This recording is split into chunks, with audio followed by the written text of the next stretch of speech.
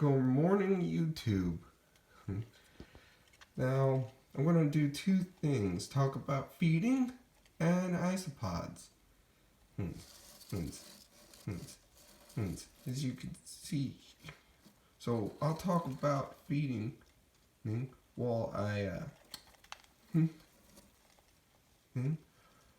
feed him. So,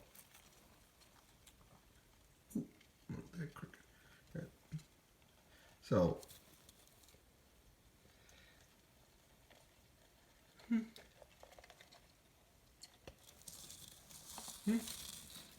So first one is just tossing the crickets in there. Here. Yeah, when he was first here, that was great because there were plenty of plants and organic matter for him to eat. And everything. Ooh, there he goes again. But if the only real downside to that is if you have your terrarium in your room or have it on the opposite side of your room, like I do, where his terrarium is on the opposite side of the wall, then yeah, that causes a lot of problem in the night when those little buggers chirp and drive you insane. Plus, you can handle the chirping. Some people like it. Okay. Now, then there's tongue feeding.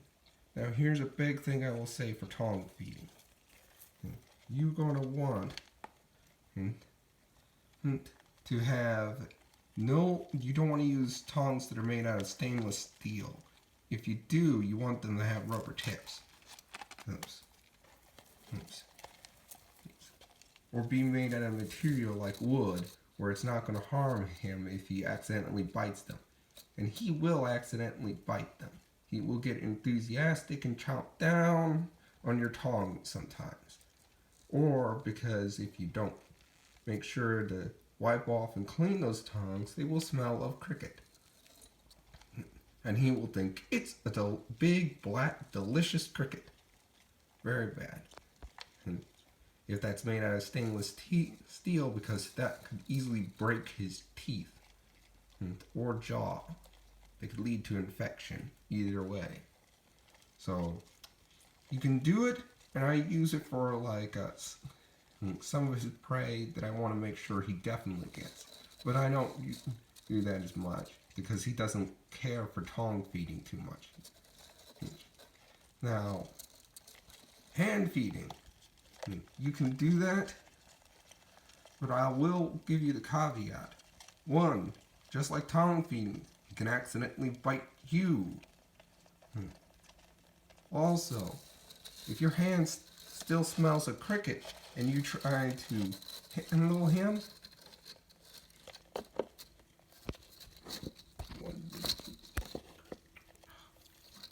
cricket. Okay. Well, I lost that one, but he'll get them in the end. But you'll have the problem of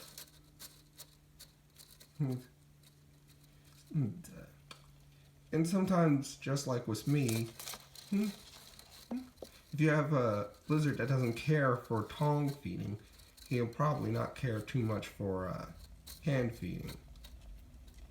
Now, third one, the last one, is my favorite, is feeding in a cup. Because I have control over the crickets. They don't all just scatter out. Some of them try to make it run for it. And when they do, yeah, he's waiting for them. But in the end, it's on his turn. He can wait for them to come right up to the top of the rim or even get out for him to just snatch it. So he can just sit there, wait patiently, and gobble them at his leisure. Or if he's not patient or he sees one he really likes, he just goes right into that cup and gobbles them up.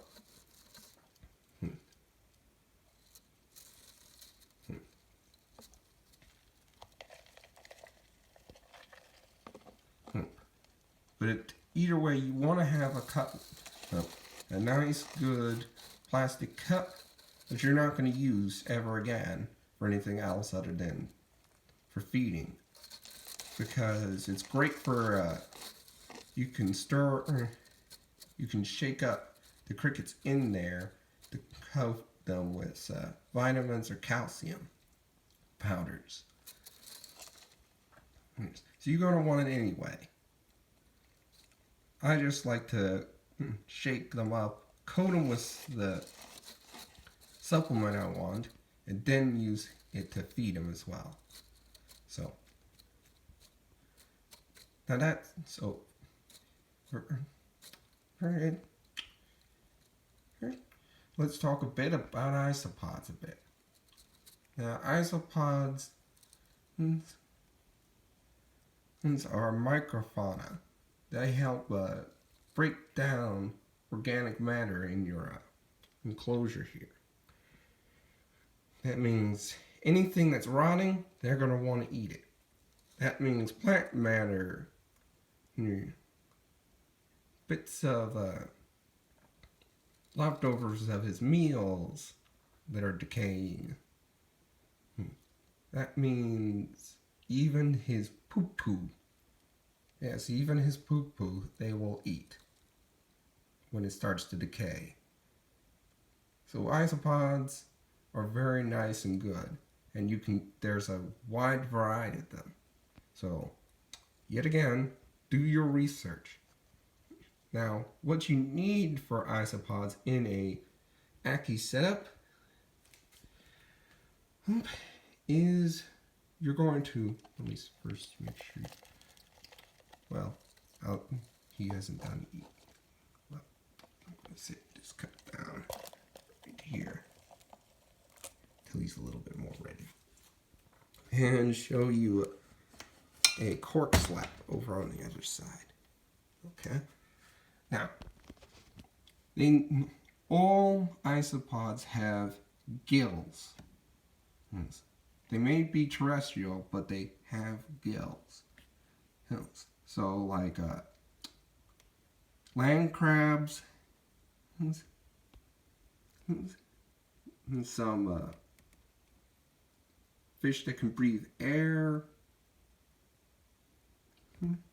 Here, they have gills, but those gills have to remain moist, or they can't exchange oxygen, because the water around their gills absorbs the oxygen, and then their gills absorb it from that water. So they need that moisture. So that means if you're doing like a completely sand terrarium, like for a sandfish, they are not going to survive. No matter what you do, if whatever species or whatever you do, it's not going to really work, because they need humidity. Now for an Ackie, which is more of a savanna setup and somewhat semi-arid, you're going to have you're going to want to have at the deeper levels, some humidity and moisture, where that's perfect for isopods. They need that. No matter what the species, they all want a degree of humidity. That's where, again, you need to do your research on your isopods, because some can tolerate less humidity than others. Some need a lot tropical humidity, and some don't need that. But still, all of them need, in the end of the day, a humid hide, because even like the Grand Canyon wants to be able to go out during the night to explore all of this for yummy, yummy food during the night when it's cool and everything, for yummy, yummy food, and they'll eat that, and then during the day when it's the harshest and driest, come back into its moist hide, where so they'll take it when they can take dryness, but they do that when it's the best conditions for them.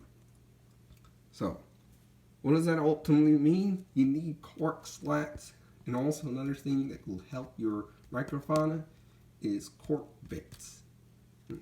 These provide a microclimate of humidity.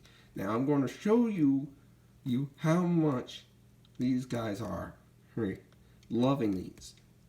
So when I say cork slats and cork bits, they're really good as a hub for them to hide in during the day and feed as well. Let's take a look. Woo-wee. Yeah, you can see them running around in there. They simply love it down there. Or you couldn't see any of them up there and on the surface. Yeah, you can see them running around if I had the light on, but I didn't want to scare Graboid. When I opened this up, there were a lot more in the back. But yeah, these guys live during the day under this cork slab.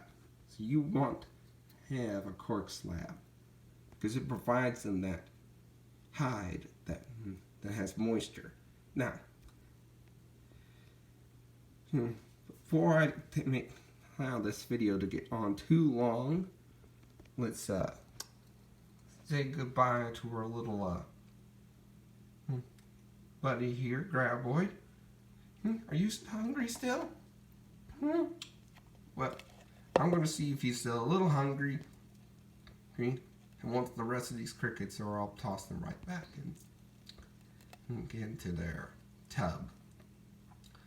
Have a good day, and thanks for watching.